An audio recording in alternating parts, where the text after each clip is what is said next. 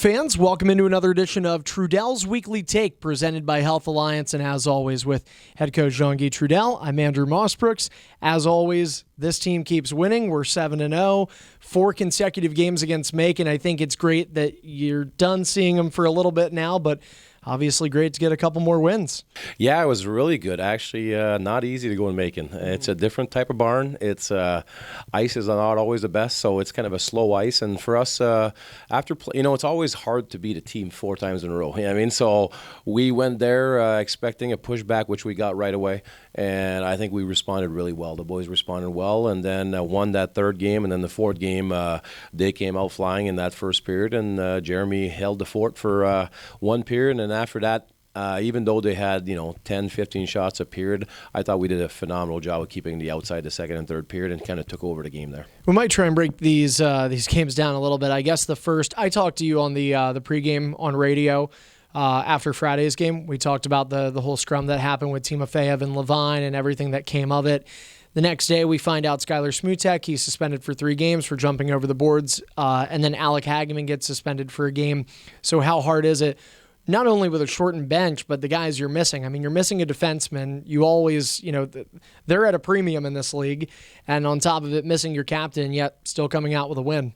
Yeah, it's, we always, Peoria has been known for that. With all our call-ups over the past few years and everything else, it's always the next man up. And guys jumped in the lineup, did what they had to do. Or, I can't say enough of Jeremy's first period was absolutely phenomenal. And then 4Ds. I mean, we played 4Ds the whole game until 2 minutes left where I gave Jordan a shift there on D. What they did was they actually,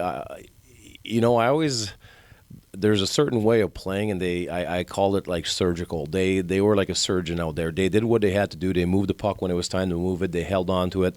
They didn't take any big body checks. They were very smart in everything they did, and that's why they were able to play each pretty much 30 minutes that night and do a great job of it. To be honest with you, turnover from our Ds, I think we only had 1 or 2 that game. They did a phenomenal job at breaking the puck out, and I always say when you're sick or when you're shorthanded, it seems like guys play a lot smarter. They know they can't do too much, and they just do the right things all the time, and they did. And then our forwards, like I said, we took a period to get going.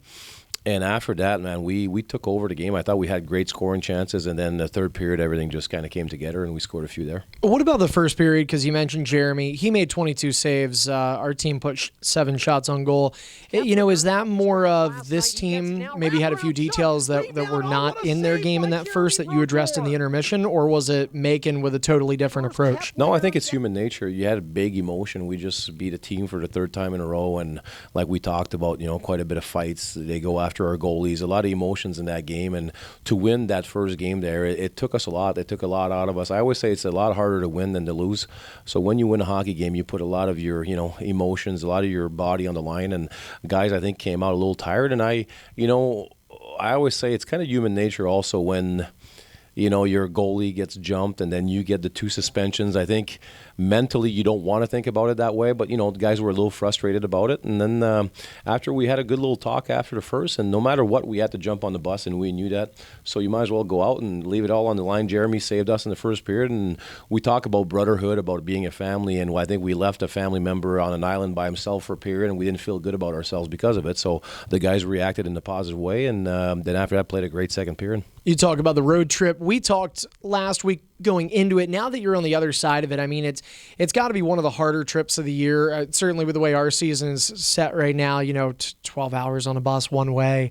So how good is it to see this team's ability? Because I feel like in a sense, the team was undefeated going into the weekend, but just doing the travel, that's part of being resilient, is it not? It absolutely is, and we took it at a little bit of a playoff series, and we know in the SPHL it's 2 out of 3, the playoffs, and that first game is key. So we went in there with a mentality that we were all going to leave it all on the line for the first game because, like we talked about, beating the same team a bunch of times in a row is not easy, and especially a team like Macon.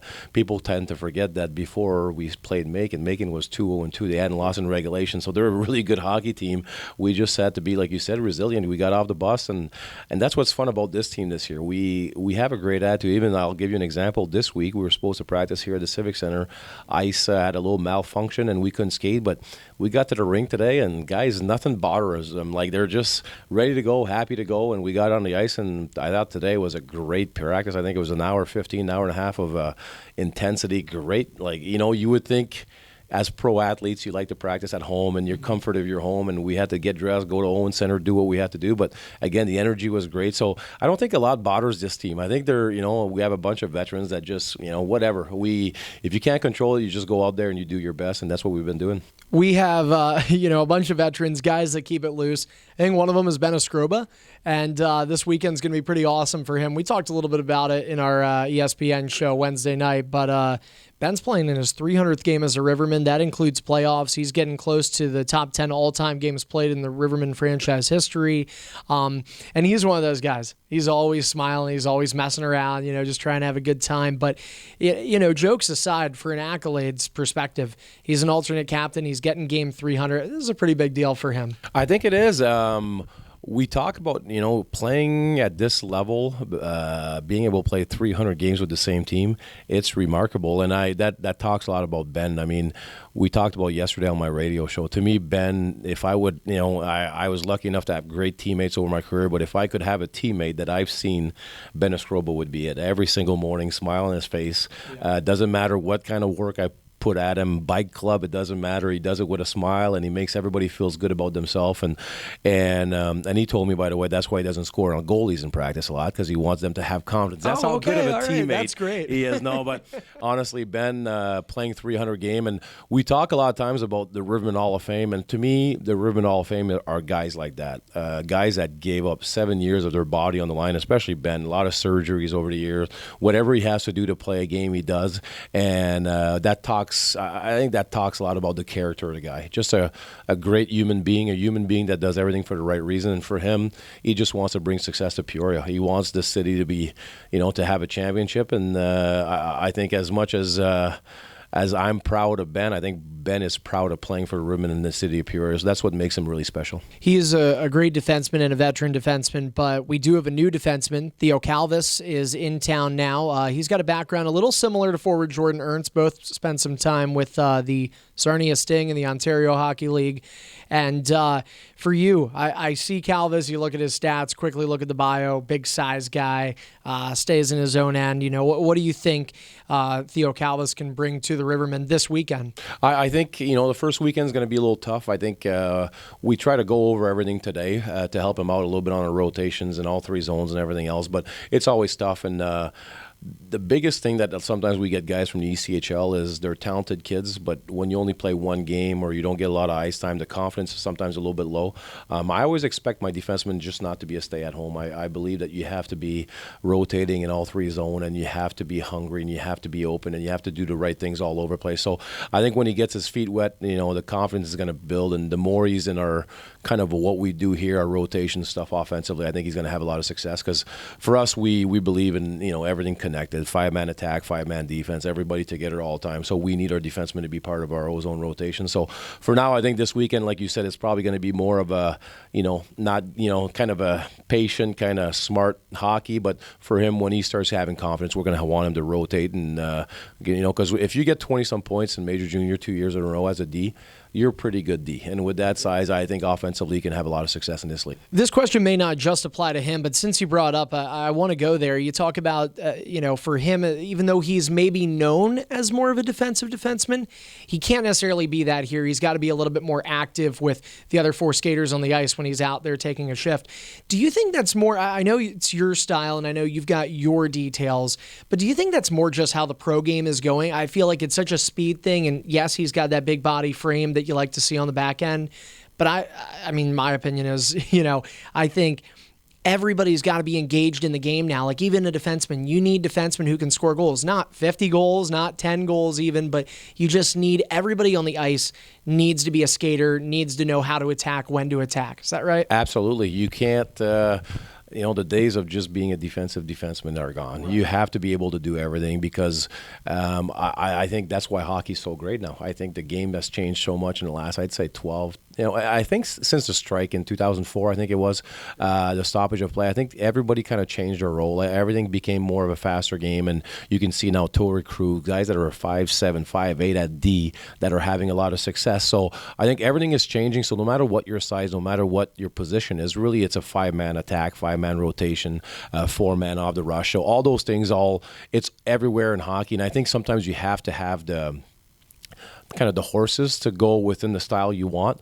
But I believe like a guy like for us, Jake Hamilton last year, he was, we talked about, he was purely just didn't want to make a mistake, wanted to do the right things. And I think the more the season went on and they're learning the rotations and being active in the offensive zone, now this year he's got a point a game already to be in the year and doing well. So I think you're right, absolutely right. Hockey is now becoming a speed game, and it's just not for forwards. I mean, it's got to be connected. D forwards, everybody's got to have speed. Everybody's going to be able to make a play all over the place. So that's why a lot of our drills, defensemen are forwards. We want them to go. We want them to learn everything that there is, even an entry, because we want our D to be jumping up in the play all the time. And playing connected, not only up in the play, but down in the zone helps the goaltenders. We'll talk about that. Evansville Thunderbolts coming up this weekend on the road. We've got two phenomenal goaltenders that are, again, coming off great games. What's your hand look like in net? We're going to go, again, we're going to just keep the same rotation with Levy on Friday and then Jeremy on Saturday. We at the end of the year, we had a plan. And I won't lie to you, we had a great talk with Eric, and Eric was going to be our number one and play a lot of games. But when you get a chance to get a guy like Jeremy coming in and with a great attitude and the success he's having, we have to keep going with that rotation. And it's understood by both. I mean, you look at both goalies, what a difficult game it was for both in different ways. I mean, Eric that kind of gets into a fight, and then after that stays in the game and plays phenomenal. And then you have Jeremy that's on an island by himself on the game, in period one, and then just saves our butts there. And then after that goes on and, we win the game. So we're just going to keep going with that rotation. We're lucky here in Peoria. And when I got a chance to get Jeremy, I knew I was going to get that two-headed monster coming in, and Eric's been really good. As much as we had a plan to be in the year for him to play a certain amount of games, right now he's like, hey, Coach, I completely understand, man. Having a guy like that, we have to just keep sharing the duties, and they're happy in it. I think they have a great relationship of, just leaning on each other, and when we do our videos together, it's amazing how they just talk hockey and they know hockey. So they're two students a game. It's fun to be around them. Yeah, well, they're having fun. We all are. It's a 7-0 start to the season. Evansville coming up this weekend starting Friday night. Both games at the Ford Center. Puck drops for Friday and Saturday at 7:15. And that's going to do it for this edition of Trudel's Weekly Take. Head coach Jean-Guy Trudel, thank you for the time. Andrew, always a pleasure, my friend.